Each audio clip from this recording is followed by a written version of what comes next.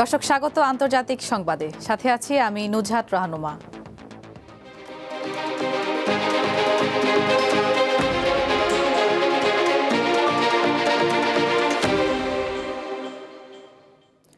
গাজা যুদ্ধবিরতি চুক্তির আওতায় আজ ইসরায়েলি জিম্মিদের মুক্তি দেওয়া শুরু করেছে হামাস। ইতিমধ্যে ৭ জন জিম্মিকে মুক্তি দেওয়া হয়েছে এবং তারা ইসরায়েলি সেনাবাহিনীর কাছে পৌঁছেছে বলে নিশ্চিত করেছে আইডিএফ। জিম্মিদের মুক্তির বিনিময়ে ইসরায়েলের কারাগারে বন্দী থাকা ২৫০ ফিলিস্তিনিকে আজ মুক্তি দেওয়া হবে এবং ধাপে ধাপে প্রায় ২,০০০ ফিলিস্তিনিকে মুক্তি দেওয়া হবে। স্থানীয় সময় সকাল ৮টায় রেডক্রসের গাড়িতে ইসরায়েলি জিম্মিদেরকে আইডিএফের কাছে হস্তান্তর করা হয়। মুক্তি দেওয়া হবে এমন জিম্মিদের নামের তালিকা প্রকাশ করেছে হামাস। এদিকে ফিলিস্তিনি বন্দীদের বহন করতে আন্তর্জাতিক রেডক্রসের বাসগুলো ইসরায়েলের ওফের সামরিক কারাগারে পৌঁছেছে। সেখান থেকে ১০৮ জন ফিলিস্তিনি বন্দীকে অধিকৃত পশ্চিম তীর এবং জেরুজালেমে নেওয়া হবে। এছাড়া নেগেভের কটজিয়ট কারাগার থেকে আরও ১৪২ জন ফিলিস্তিনি বন্দীকে মুক্তি দেওয়া হবে বলে আশা করা হচ্ছে।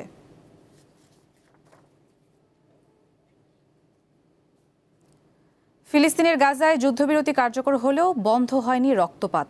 উপত্যকাটিতে হামাস ও স্থানীয় দুগমুশ গোত্রের মধ্যে তীব্র সংঘর্ষে অন্তত ২৭ জনের প্রাণহানি হয়েছে। রোববার দক্ষিণ গাজার জর্ডানিয়ান হাসপাতালের কাছে হামাসের নিরাপত্তা বাহিনী এবং দুগমুশ গোত্রের সদস্যদের মধ্যে ব্যাপক গোলাগুলি হয়। একটি বহুতল ভবনে দুগমুশ সেনারা অবস্থান নিয়েছিল। ৩ শতাধিক হামাস যোদ্ধা সেখানে অভিযান চালালে সংঘর্ষ ছড়িয়ে পড়ে। নিহতদের মধ্যে হামাসের নিরাপত্তা বাহিনীর ৮ সদস্য এবং দুগমুশ গোত্রের ১৯ জন রয়েছে। সংঘর্ষের সংবাদ সংগ্রহকালে সালে আল জাফরাউই নামের এক সাংবাদিক প্রাণ হারিয়েছেন।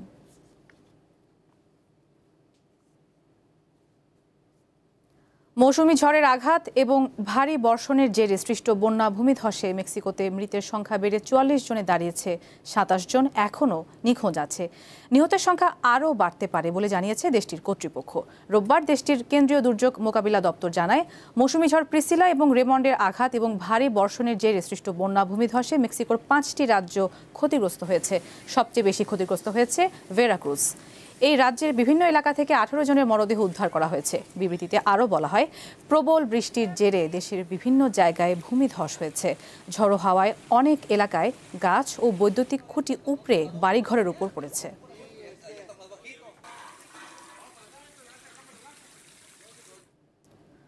জাতিসংঘের পরমাণু প্রকল্প পর্যবেক্ষণ সংস্থা এর স্বাক্ষরিত সহযোগিতা চুক্তি স্থগিত করেছে ইরান। দেশটির পররাষ্ট্রমন্ত্রী সৈয়দ আব্বাস আরাকচি রোববার এই তথ্য নিশ্চিত করেছেন। ইরানের রাষ্ট্রীয় টেলিভিশনকে দেওয়া এক সাক্ষাৎকারে তিনি বলেন, ইরান IAEA এর সঙ্গে পরমাণু সহযোগিতা চুক্তি স্থগিত করেছে। জাতিসংঘ যদি এমন কোনো প্রস্তাব দেয় যা ইরানের অধিকার ও জাতীয় স্বার্থের রক্ষার জন্য সহায়ক, তখন তেহরান আবার চুক্তিতে ফিরে যাবে। জুনে ইসরায়েল ও যুক্তরাষ্ট্রের সঙ্গে সংঘাতের পর IAEA এর সাথে ইরানের সম্পর্ক তিক্ত হয়। এরপর সেপ্টেম্বরের শেষ দিকে ইরানের উপর নিষেধাজ্ঞা জারি করে জাতিসংঘ। ১৯৬৮ সালে IAEA এর সঙ্গে NPT চুক্তি করেছিল ইরান। এর মাধ্যমে ইরান প্রতিশ্রুতি দিয়েছিল দেশটি কখনো পরমাণু অস্ত্র তৈরি করবে না এবং IAEA কে সহযোগিতা করবে। ইউক্রেন যুদ্ধ দ্রুত সমাধান না হলে রাশিয়ার বিরুদ্ধে চাপ বাড়াতে পারে, ইউক্রেনকে দীর্ঘ পাল্লার টমাহক ক্রুজ ক্ষেপণাস্ত্র সরবরাহ হতে পারে বলে হুঁশিয়ারি দিয়েছেন যুক্তরাষ্ট্রের প্রেসিডেন্ট ডোনাল্ড ট্রাম্প। রোববার ইসরায়েল সফরে যাওয়ার আগে এয়ারফোর্স ওয়ানে সাংবাদিকদের সঙ্গে কথা বলতে গিয়ে ট্রাম্প এ কথা জানান। তিনি বলেন, এই যুদ্ধের দ্রুত সমাধান না হলে যুক্তরাষ্ট্র ইউক্রেনকে টমাহক দিবে। টমাহক অত্যন্ত শক্তিশালী ও আক্রমণাত্মক অস্ত্র। রাশিয়ার জন্য এটি ভালো কিছু হবে না। রাশিয়া সম্প্রতি ইউক্রেনের বিদ্যুৎ অবকাঠামোতে ধারাবাহিক হামলা জোরদার করেছে। এরই প্রেক্ষাপটে ট্রাম্পের এই মন্তব্য সামনে এলো। যদিও মস্কো আগেই সতর্ক করেছে যে ইউক্রেনকে টমাহক সরবরাহ হলে তা হবে গুরুতর উস্কানি এবং এ নিয়ে চরম উদ্বেগ প্রকাশ করেছে রাশিয়া। রুশ প্রেসিডেন্ট ভ্লাদিমির পুতিন বলেছেন, এমন হলে ওয়াশিংটন ও মস্কোর সম্পর্ক ভয়াবহ সংকটে পড়বে।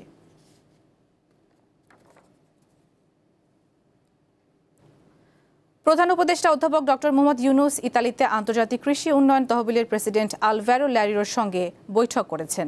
স্থানীয় সময় রোববার রোমে প্রধান উপদেষ্টার হোটেলে এই বৈঠক হয়। এ সময় বাংলাদেশের তরুণ কৃষি উদ্যোক্তা, নারী ও কৃষক ও খাদ্য প্রক্রিয়াজাতকারীদের সহায়তা দিতে একটি সামাজিক ব্যবসা তহবিল গঠনের আহ্বান জানিয়েছেন প্রধান উপদেষ্টা। ওয়ার্ল্ড ফুড ফোরামের ফ্ল্যাগশিপ ইভেন্টে যোগ দিতে ডক্টর ইউনুস গতকাল রোম পৌঁছেছেন। তিনি ফোরামের মূল অধিবেশনে ভাষণ দেবেন।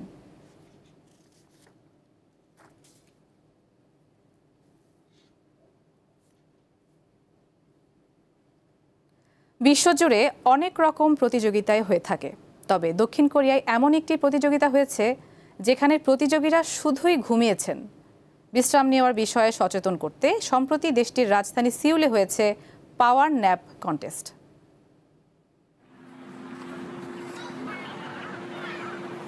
অনেকে ঘুমাচ্ছেন বিন ব্যাগে, কারো কারো মুখের ওপর বই, আবার কেউ ঘুমাচ্ছেন নিশ্চিতে। আসলে ঘুমের মতো প্রশান্তি নাকি পৃথিবীতে অন্য কিছুতেই নেই। পৃথিবীতে সবচেয়ে কম ঘুমায় যেসব দেশের মানুষ, তার মধ্যে অন্যতম দক্ষিণ কোরিয়া। দেশটির কাজ পাগল মানুষদের বিশ্রাম নেওয়ার অভ্যাস খুব একটা নেই, তাই সেখানে হয়ে গেল ব্যতিক্রমী এক আয়োজন, স্বল্প ঘুমের প্রতিযোগিতা বা পাওয়ার ন্যাপ কন্টেস্ট। সম্প্রতি রাজধানী সিউলের হ্যান রিভার পার্কে হয়ে গেল ভিন্ন ধারার এই প্রতিযোগিতা। দক্ষিণ কোরিয়ার মানুষের ঘুমের গড় সময় 6 ঘন্টা 2 মিনিট, কিন্তু প্রতিটি মানুষের জীবনে পর্যাপ্ত ঘুম ও বিশ্রাম কতটা জরুরি সেই বিষয়ে সচেতন করতেই এই প্রতিযোগিতার আয়োজন করা হয় বলে জানান আয়োজকরা। গত বছর থেকে এই প্রতিযোগিতার আয়োজন শুরু হয়। এবার পাওয়ার ন্যাপ কন্টেস্টে অংশ নিয়েছিল শখানেক প্রতিযোগী। প্রত্যেককে ঘুমাতে হয়েছে 1.5 ঘন্টা। কার ঘুম কত ভালো তা নির্ধারণ করা হয়েছে হার্ট রেটের পার্থক্য পরিমাপ করে। কম ঘুমানো দেশের তালিকায় প্রথমেই আছে জাপানের নাম, দ্বিতীয় অবস্থানে আছে দক্ষিণ কোরিয়া এবং তৃতীয় অবস্থানে আছে কুয়েত। অপরদিকে রাতে বেশি ঘুমায় ফিনল্যান্ড, নেদারল্যান্ডস ও অস্ট্রেলিয়ার নাগরিকরা। ইশরাত সুমা, দীপ্ত বার্তা কক্ষ। রক্তক্ষয়ী সংঘর্ষের পর পাকিস্তান ও আফগানিস্তানের সীমান্ত বন্ধ করে দেওয়া হয়েছে। সংঘর্ষে অন্তত 23 পাকিস্তানি সেনা নিহত এবং 20 জন আহত হয়েছে বলে জানিয়েছে দেশটির সামরিক বাহিনীর গণমাধ্যম শাখা ISPR। পাশাপাশি 200 জনের বেশি তালেবান এবং অন্যান্য যোদ্ধাকে হত্যার দাবি করেছে পাকিস্তানের সেনাবাহিনী।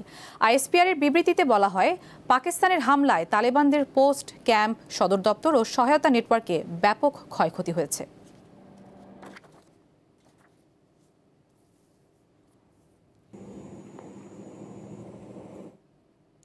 মাদাগাস্কারের সরকার বিরোধী জেনজিদের বিক্ষোভে সমর্থন দেয়া সেনাবাহিনীর একটি অংশ দেশটির পুরো সামরিক বাহিনীর নিয়ন্ত্রণ নেওয়ার ঘোষণা দিয়েছে। রোববার বিদ্রোহী এই সেনা ইউনিটের পক্ষ থেকে এই ঘোষণা দেওয়া হয়। অন্যদিকে দেশটির প্রেসিডেন্ট আন্দ্রে রাজোয়েলিনা বলেছেন, অবৈধভাবে ক্ষমতা দখলের চেষ্টা চলছে। মাদাগাস্কারের যে বিদ্রোহী সেনা ইউনিট সামরিক বাহিনীর নিয়ন্ত্রণ নিয়েছে সেটি ক্যাপসাট নামে পরিচিত। শনিবার সেনাবাহিনীর এই ইউনিটটি কর্তৃপক্ষের আদেশ উপেক্ষা করে হাজার হাজার সরকার বিরোধী বিক্ষোভকারীর সঙ্গে যোগ দেয়।